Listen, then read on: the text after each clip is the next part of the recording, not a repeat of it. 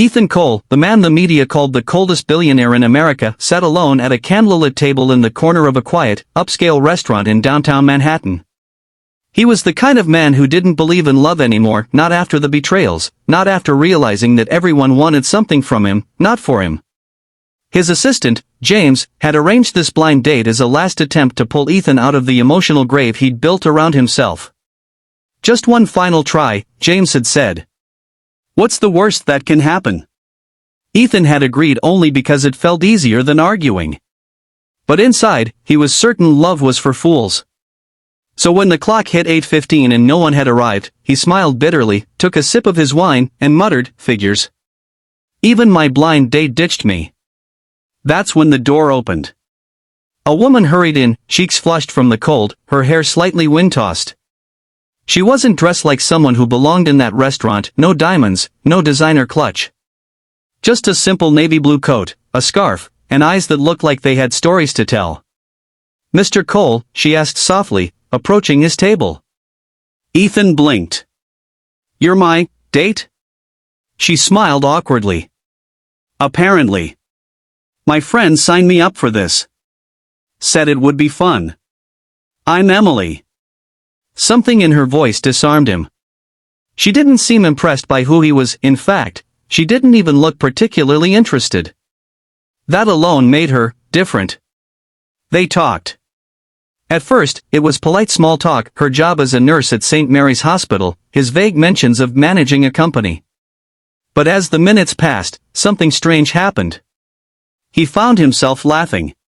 For the first time in years. Emily talked about her patients, elderly people who had no families, kids who smiled through pain. She spoke with warmth, not pity. Ethan listened, realizing how long it had been since he'd heard someone talk about kindness without expecting anything in return.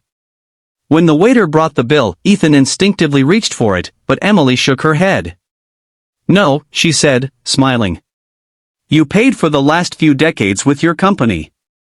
I can at least buy you dinner tonight." He chuckled. "That's not how it works."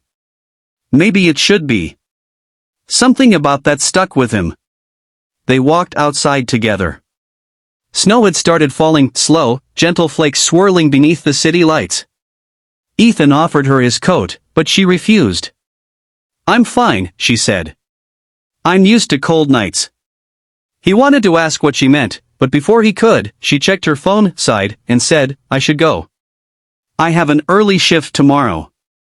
One of my patients, Mr. Callahan, he doesn't have family, so I promised I'd bring him breakfast."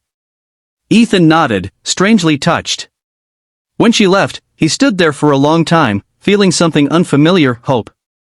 The next day, he couldn't stop thinking about her. For a man who could buy almost anything, it was maddening that he couldn't buy this feeling. So that evening, he did something completely unplanned. He went to St. Mary's Hospital. He wasn't sure what he was doing there, standing awkwardly in a hospital hallway with coffee in his hand, until he saw her, Emily, sitting beside an elderly man's bed, spoon-feeding him soup and telling him a joke that made him laugh despite his frail state. She turned and saw him. "Mr. Cole?" He smiled sheepishly. "Call me Ethan. I brought coffee." She laughed, taking it. "You didn't have to. I wanted to." They talked for a while. Then, Mr. Callahan, the old man, looked at Ethan with twinkling eyes and said, "Son, don't let that one go. You can see a person's soul in the way they care for others." That night, something shifted inside Ethan.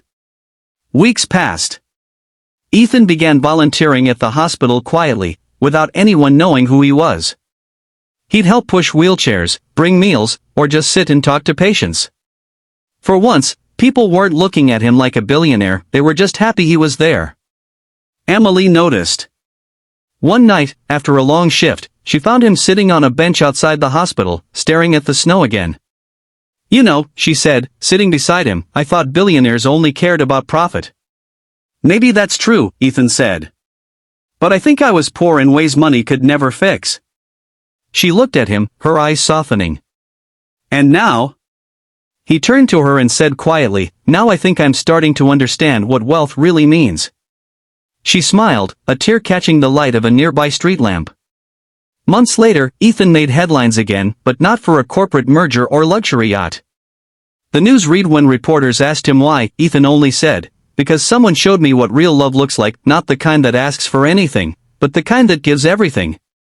A year later, on a quiet spring evening, Ethan stood outside the same restaurant where it all began. He held a small velvet box in his pocket, his heart pounding as Emily approached.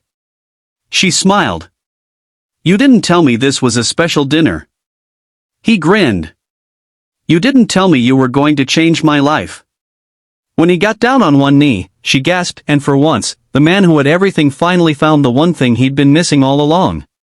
Love, pure, unexpected, and completely real. Moral: sometimes the richest people are those who give their hearts, not their money.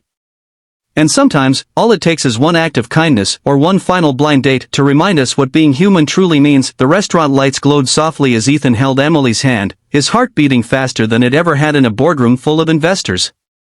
The billionaire who once built empires from glass and steel now trembled at the thought of 3 simple words.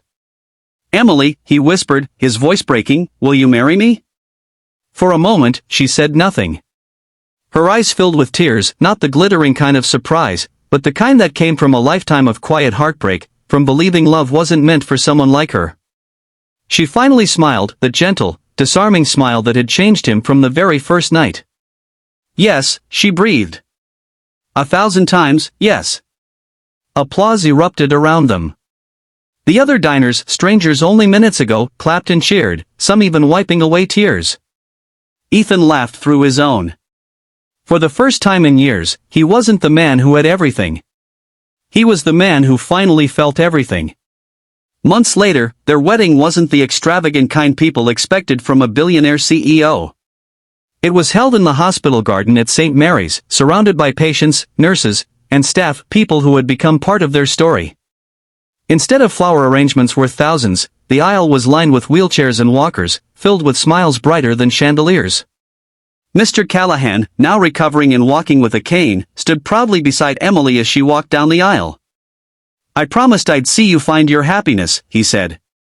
She squeezed his hand. "You did more than that. You gave me hope."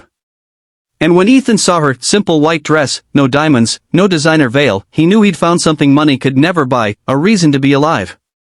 After the wedding, Ethan and Emily started the Cole Foundation, a charity dedicated to funding free clinics in low-income neighborhoods. Instead of building skyscrapers, Ethan now built places where people could heal, where kindness became currency. But there was one moment that truly defined everything. One evening, as the sun dipped behind the city skyline, Ethan found Emily sitting in a small room at the new clinic. She was holding a child, a frail little boy no older than 7, fighting cancer but smiling as he showed her a crayon drawing. Ethan watched quietly from the doorway as she laughed with the boy, her hand brushing gently through his hair. When she noticed Ethan, she said softly, "His name's Noah. He says he wants to be a doctor one day so he can help people like the nurses helped him." Ethan knelt beside the boy and said, "Then we'll make sure you can."